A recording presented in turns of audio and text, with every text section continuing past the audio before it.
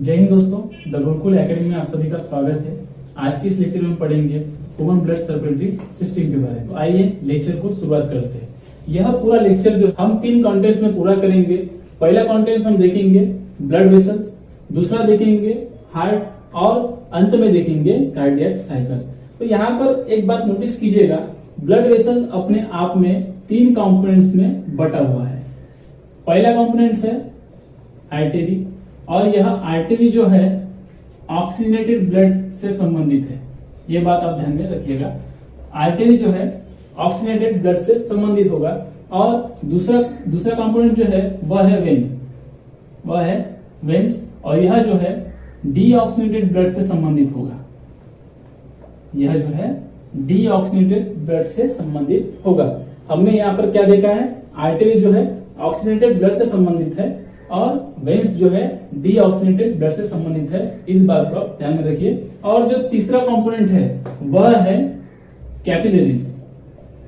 तीसरा कंपोनेंट क्या आएगा अपना, कैपिलरीज, जो कि आर्टरी और वेन्स में लिंक फॉर्म करने का काम करता है। और वो लिंक कैसा है, कैसे फॉर्म करता है, हम अगले भाग में पढ़ेंगे। तो आइए अब हम एक एक करके इन सभी कंपोनेंट्स के बारे में जानते हैं। तो चलिए दोस्तों, अब देखते हैं हम आर्टरी को और जानते हैं आर्टरी की विशेषताएं क्या है। तो देखिए, सबसे पहले आर्टरी जो है ऑक्सीजनेटेड ब्लड को कैरी करती है। या यूं कहे कि आर्टरी का काम है हार्ट से निकलकर पूरे बॉडी को ऑक्सीजनेटेड ब्लड की सप्लाई करना। आप देखिए, मैंने यहाँ पे डायग्राम बनाया है। जो वॉल है आर्टरी का वह क्या है, थिक है, और उसी के कारण लुमेन जो है वो स्मॉल है। अब लुमेन स्मॉल है, इसका अर्थ क्या हुआ, स्पेस कम मिलेगी। अब और विशेषताएं देखते हैं। देखिए, आर्टरी जो है उसका ब्लड प्रेशर जो है वह काफी हाई होगा। आर्टरी में जो ब्लड प्रेशर है वो काफी हाई होगा। और किस वजह से होगा, तो वह होगा कॉन्ट्रैक्शन। आर्टरी में जो कॉन्ट्रैक्शन होता है उस वजह से बीपी जो है, यानी कि ब्लड प्रेशर जो आर्टरी का वो हाई होगा। लगभग वह 100 mmHg इतना हाई होगा। आर्टरी का ब्लड प्रेशर जो है वह 100 mmHg तक हाई होगा, जो कि कंपेयर करें यदि हम वेन्स और कैपिलरी से, तो दोनों से भी काफी ज्यादा होगा। तो अगला पॉइंट देखते हैं। एक एक्सेप्शन है, जैसे हमने जाना है कि आर्टरी जो है ऑक्सीजनेटेड ब्लड कैरी करती है, लेकिन यहां पर अगर एक्सेप्शन देखें तो वो है पल्मोनरी आर्टरी। क्या है, पल्मोनरी आर्टरी, जो डीऑक्सीजनेटेड ब्लड को कैरी करने का काम करती है। अब ये कैसे हम समझेंगे एक्सेप्शन को, तो चलिए डायग्राम से हम समझने की कोशिश करते हैं। बना लेते हैं अपने लंग्स को, रफ डायग्राम है, आप समझने की कोशिश कीजिए। और यहाँ पे बना लेते हैं हार्ट को। हम एक्सेप्शन पढ़ रहे हैं कि आखिर पल्मोनरी आर्टरी डीऑक्सीजनेटेड ब्लड को कैरी आउट कैसे करती है। तो देखिए, यहां से जाएगा एक ब्लड वेसल और यहां से जाएगी हार्ट में से, यहां से मतलब हार्ट में से यहां से जाएगी एक ब्लड वेसल। इसका नाम मैं लिख देता हूं पल्मोनरी आर्टरी, जो यह है पल्मोनरी आर्टरी। एक्सेप्शन में मैंने दिया है। और मैं इस बाजू वाली की जो है इसका नाम लिख देता हूं पल्मोनरी वेन्स। यह वेन्स है। अब यहाँ होता क्या है, देखिए, यहाँ जब हार्ट के राइट साइड में, राइट हैंड साइड और यह left hand side, right hand side में क्या होता है, हार्ट के यहां पर होता है डीऑक्सीजनेटेड ब्लड की भरमार। यहां पे क्या जमा होगा, डीऑक्सीजनेटेड ब्लड। यहां से डीऑक्सीजनेटेड ब्लड को कौन कैरी करेगा, पल्मोनरी आर्टरी। कहां तक, वो करेगी लंग्स तक। यहाँ पे ब्लड ही है, तो मैं यहाँ पे लिख देता हूं, यहाँ पे क्या है, डीऑक्सीजनेटेड ब्लड है। मैंने डीऑक्सीजनेटेड ब्लड को तोड़ के लिखा है, यानी कि आपको समझ में आए। यहाँ पे क्या लिखा है मैंने, डीऑक्सीजनेटेड ब्लड कार्बन डाइऑक्साइड के साथ। और हम जानते हैं कि लंग्स में क्या होता है, रेस्पिरेशन होता है। रेस्पिरेशन होगा तो कैसे होगा, तो देखिए रेस्पिरेशन की 2 क्रियाएं हैं, एक है इनहेल और एक है एक्सहेल। तो यहां से क्या होगा, कार्बन डाइऑक्साइड को एक्सहेल कर दिया जाएगा, मतलब कार्बन डाइऑक्साइड को शरीर में से बाहर निकाल दिया जाएगा। और इनहेल क्या होगा भाई, इनहेल होगा ऑक्सीजन। तो ऑक्सीजन को मैं यहाँ पे ले आता हूँ। क्यों? क्योंकि कार्बन डाइऑक्साइड को हमने ढकेल दिया है, बॉडी में से बाहर ढकेल दिया है। तो अब क्या होगा, ऑक्सीजन ब्लड में मिक्स हो जाएगा, होगा कि नहीं होगा? हो जाएगा। तो इससे क्या होगा कि यह ऑक्सीजनेटेड ब्लड कहाँ आ गया? पल्मोनरी वेन्स में। तो अब पल्मोनरी वेन्स क्या करेगी, ऑक्सीजनेटेड ब्लड को लेकर हार्ट में आ जाएगी। किस बाजू में? लेफ्ट हैंड साइड में। अब आ रहा है आपको समझ में? मैं फिर से बता देना चाहता हूं आपको कि राइट हैंड साइड में क्या है? डीऑक्सीजनेटेड ब्लड है, और लेफ्ट हैंड साइड में क्या है? ऑक्सीजनेटेड ब्लड है। चलिए मैं लिख देता हूं, ऑक्सीजनेटेड ब्लड है लेफ्ट हैंड साइड में। अब वो आया कहां से? हमने देख लिया है कहां से आया, कौन सी प्रोसेस जिम्मेवार है वो भी हमने देख ली है। अब आपको मोटा मोटी तौर पर समझ में आ गया होगा कि यहाँ पर मैंने एक्सेप्शन क्यों दिया है। पूरे बॉडी में आर्टरी ऑक्सीजनेटेड ब्लड को सभी सेल्स को पहुंचाती है, लेकिन जब वह यहां से डीऑक्सीजनेटेड ब्लड को कैरी करती है तो उसे एक्सेप्शन के तौर पर हम देखते हैं कि पल्मोनरी आर्टरी डीऑक्सीजनेटेड ब्लड को कैरी करने का काम करती है। तो दोस्तों हमने आर्टरी देखी है, अब देखते हैं वेन्स के बारे में। तो देखिए मैंने यहाँ डायग्राम निकाली है और मैंने यहाँ पर आपको बता भी दिया है कि वेन्स जो है डीऑक्सीजनेटेड ब्लड, कौन सा? डीऑक्सीजनेटेड ब्लड को पूरे शरीर में से निकालकर हार्ट तक पहुंचाने का काम करती है। तो देखिए डायग्राम हम देखते हैं कि जो वॉल है वेन्स की वह थोड़ी थीन है, यानी कि पतली है, और उसी कारण लुमेन क्या होगा? ब्रॉड होगा, यानी थोड़ा बड़ा होगा, स्पेस उसे ज्यादा मिलेगी। और कुछ पॉइंट्स अगर मैं देना चाहूँ तो एक ब्लड प्रेशर जो है वह, अगर मैं कंपेयर करूं तो इससे आर्टरी के साथ, अगर मैं आर्टरी के साथ कंपेयर करूं तो ब्लड प्रेशर क्या होगा?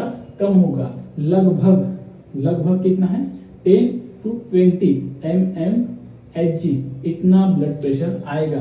क्यों कम मैंने कहा है? हमने अभी भी देखा कि आर्टरी का ब्लड प्रेशर कितना था? लगभग 100 mmHg इतना आर्टरी का ब्लड प्रेशर था। इसलिए यदि हम कंपेयर करें वेन्स का ब्लड प्रेशर आर्टरी के साथ तो वह कम ही आएगा। मैं इस पॉइंट को रिपीट इसलिए कर रहा हूं कि हो सकता है एग्जाम में भी पूछा जा सकता है। तो देखिए दूसरा पॉइंट यह है, जैसे आर्टरी में एक्सेप्शन था ठीक उसी तरह यहाँ पर भी एक्सेप्शन हमें देखने को मिलता है, और वह एक्सेप्शन है पल्मोनरी वेन्स का। तो किसके लिए जिम्मेवार है? जो जिम्मेवार है ऑक्सीजनेटेड ब्लड के लिए, यानी पूरा वेन्स जो है वो डीऑक्सीजनेटेड ब्लड को शरीर में से हार्ट तक पहुंचाती है, लेकिन यह एक्सेप्शन में पल्मोनरी वेन जो है वह ऑक्सीजनेटेड ब्लड को कैरी करने का काम करती है। अब वो कैसे करती है हमने पहले ही देख लिया है। चलिए डायग्राम करते हैं। आप यहाँ देखिए, यह है पल्मोनरी वेन्स। क्या हुआ? हमें पहले ही पढ़ा कि भाई एक्सेल हो गया कार्बन डाइऑक्साइड, और उस ब्लड में इनहेल के साथ ऑक्सीजन आ गया, और ऑक्सीजनेटेड ब्लड को पल्मोनरी वेन्स ने हार्ट तक पहुंचा दिया। बस हमें इतना ही ध्यान देना है, इससे अधिक और इसमें कुछ नहीं है। अभी हमने आर्टरी और वेन्स को पढ़ लिया है, तो चलिए अब पढ़ते हैं last of the topic capillaries के बारे में। ये दोस्तों जानते हैं कैपिलरीज के बारे में, कैपिलरीज की विशेषता क्या है उससे हम जानने की कोशिश करते हैं। तो देखिए पहले मैंने आपको बता दिया है कि कैपिलरीज जो है वेन्स और आर्टरी के बीच लिंक फॉर्म करने का काम करती है। और दूसरा पॉइंट यह है कि यह एंडोथेलियम लेयर जो कि सिंगल लेयर होती है उससे बनी हुई है, और एंडोथेलियम लेयर जो है वह कुछ सिलेक्टिव एलिमेंट्स के लिए ही परमेबल मानी जाती है, जैसे कि आपका फूड मटेरियल्स हो गया, कुछ गैसेस हो गए, उन्हें ही परमेबल होती है। तो अगला पॉइंट है डायरेक्ट कांटेक्ट। इसका डायरेक्ट कांटेक्ट होता है टिश्यू से, सेल से। इसका डायरेक्ट कांटेक्ट जो है किसका? कैपिलरीज का। मान लीजिएगा ये टिश्यू है, वह डायरेक्ट कांटेक्ट टिश्यू से होता है। और अगला पॉइंट है कि कैपिलरीज के द्वारा ही क्या होता है? फूड मटेरियल्स और गैसेस का एक्सचेंज होता है। बॉडी में फूड मटेरियल्स और गैसेस का एक्सचेंज के लिए जिम्मेवार कौन होता है? कैपिलरीज होती है। तो चलिए कैसे होता है हम देख लेते हैं। तो यहाँ पर है कार्बन डाइऑक्साइड और कुछ एक्सक्रीटरी प्रोडक्ट मान लीजिएगा, और यहाँ पर मान लीजिए कुछ फूड मटेरियल्स और ऑक्सीजन है जो कि एक एलिमेंट है, उसका एक्सचेंज होगा। अब मान लीजिए कार्बन डाइऑक्साइड कैपिलरीज में यहाँ आ गया और उसे कैपिलरीज ने वेन्स में धकेल दिया, और यह भी मान लीजिए कि आर्टरी में से ऑक्सीजन जिस भी सेल को रिक्वायर्ड है यानी उसकी जरूरत है वह क्या ले लेगी, ऑक्सीजन ले लेगी। और इसी के साथ आप यहाँ पर एक्सचेंज भी देख सकते हैं, मतलब फूड मटेरियल का भी एक्सचेंज हो रहा है और एक्सक्रीटरी प्रोडक्ट और कार्बन डाइऑक्साइड का भी एक्सचेंज हो रहा है। अगला पॉइंट है कि ब्लड प्रेशर जो है वह लगभग 60 mmHg। तो दोस्तों हमने बहुत ही अच्छी तरीके से ब्लड वेसल पढ़ा है, तो चलिए अब पढ़ते हैं हार्ट की तरफ। तो देखिए हार्ट पढ़ते समय आप एक बात को ध्यान में रखिएगा, एक तारीख है 29 सितंबर, इस तारीख को आप अपने ध्यान में रखिएगा, काफी एग्जाम में भी पूछा गया है। और यह तारीख इंपॉर्टेंट इसलिए है कि इसी तारीख को वर्ल्ड हार्ट डे हम लोग मनाते हैं। फंक्शंस क्या है वो हम पढ़ने वाले हैं। तो देखिए हार्ट जो है उसका वेट है लगभग 250 से 300 ग्राम और इसे हम कहेंगे इनवॉलेंटरी पंप। अब इनवॉलेंटरी पंप का मतलब क्या हुआ, यह हार्ट जो है अपनी मर्जी से धड़कता है और बाकी क्रियाएं करता है। दूसरी टर्मिनोलॉजी है मायोजेनिक हार्ट, इसे हम मायोजेनिक हार्ट भी कहते हैं। अब इसका अर्थ क्या हुआ, हार्ट अपनी मर्जी से अपनी इच्छा से कॉन्ट्रैक्ट होगा और रिलैक्स भी होगा, उससे कहते हैं हम मायोजेनिक हार्ट। और इसका साइज देखिए, इसका साइज जो है closest fist of the left hand, मतलब मेरा ये लेफ्ट हैंड है और उसकी जो क्लोजेस्ट फिस्ट है इतनी उसकी साइज होगी। और it is made up of 4 chamber, यानी 2 राइट और लेफ्ट एट्रियम्स और 2 राइट और लेफ्ट वेंट्रिकल। सबसे बड़ी वेन है और वेन का कार्य क्या है, हमने देखा है कि बॉडी में से जो भी डीऑक्सीडेटेड ब्लड है उसे कैरी करने का काम और उस डीऑक्सीडेटेड ब्लड को हार्ट तक लाने का काम वेन्स के द्वारा ही होता है। तो देखिए सुपीरियर वेना कावा और इंफीरियर वेना कावा और उसके साथ ही कोरोनरी साइनस करके एक वेन होती है जो डीऑक्सीडेटेड ब्लड को हार्ट तक पहुंचाने का काम करती है। और ये तीनों वेन्स मिलकर राइट एट्रियम में डीऑक्सीडेटेड ब्लड को जमा कर देगी। ये यूं कहे कि राइट एट्रियम में सारा का सारा डीऑक्सीडेटेड ब्लड आ जाएगा और जैसे ही ये राइट एट्रियम पूरी तरीके से भर जाएगा, हमारा जो ये ट्राइकोस्पिड वाल है वो अपने आप ही खुल जाएगा। और जैसे ही ये ट्राइकोस्पिड वाल खुल जाएगा तो सारा का सारा डीऑक्सीडेटेड ब्लड जो है राइट वेंट्रिकल में आ जाएगा। यहाँ डीऑक्सीडेटेड ब्लड आने के बाद यह वाल बंद हो जाएगा। और ये जो वाल है इसलिए होता है कि वाल जो है बैक फ्लो होने नहीं देता। यहाँ यदि कोई ब्लड आ गया, मान लीजिए राइट वेंट्रिकल में डीऑक्सीडेटेड ब्लड जमा हो गया, तो वह बैक फ्लो द्वारा राइट एट्रियम में नहीं जाएगा, इसलिए यहाँ पे वाल्व है। और जैसे ही वो ब्लड डीऑक्सीडेटेड ब्लड एट्रियम में से वेंट्रिकल में आ गया तो ये तुरंत ही बंद हो जाएगा। और जब यह राइट वेंट्रिकल पूरी तरीके से भर जाएगा तो यहाँ से यह कॉन्ट्रैक्ट होना शुरू कर देगा, राइट वेंट्रिकल कॉन्ट्रैक्ट करना शुरू कर देगा। और जैसे ही पूरी तरह से फिलअप हो गया और कॉन्ट्रैक्ट हो गया तो तभी यह सेमी लूनर वाल्व जो है खुल जाएगा। इसे सेमी लूनर वाल्व भी कहते हैं और पल्मोनरी वाल्व भी हम कह सकते हैं। और जैसे यह वाल्व खुल गया तो सारा का सारा डीऑक्सीडेटेड ब्लड जो है वह लंग की तरफ पल्मोनरी आर्टरी द्वारा चला जाएगा। डीऑक्सीडेटेड ब्लड जो है वह पल्मोनरी आर्टरी से होकर कहाँ जाएगा, लंग्स में जाएगा। और जैसे ही पल्मोनरी आर्टरी अपना ब्लड यानी डीऑक्सीडेटेड ब्लड को लंग्स की कैपिलरीज में जमा कर देगी तो वहां से क्या होगा कि आपका कार्बन डाइऑक्साइड जो है वह एक्सेल हो जाएगा और इन्वायरमेंट में से ऑक्सीजन इनहेल कर लिया जाएगा रेस्पिरेशन द्वारा। और जब यह ऑक्सीजन ब्लड में मिक्स हो जाएगा तो वह चेंजेस होगा ऑक्सीजनेटेड ब्लड में चेंज होगा या कन्वर्ट हो जाएगा। और यह ऑक्सीजनेटेड ब्लड को कौन कैरी आउट करेगा, पल्मोनरी वेन। यह ऑक्सीजनेटेड ब्लड पल्मोनरी वेन्स द्वारा हार्ट में फिर से आएगा। जैसे ही यह लेफ्ट एट्रियम में आपका ऑक्सीजनेटेड ब्लड पल्मोनरी वेन्स द्वारा आ जाएगा,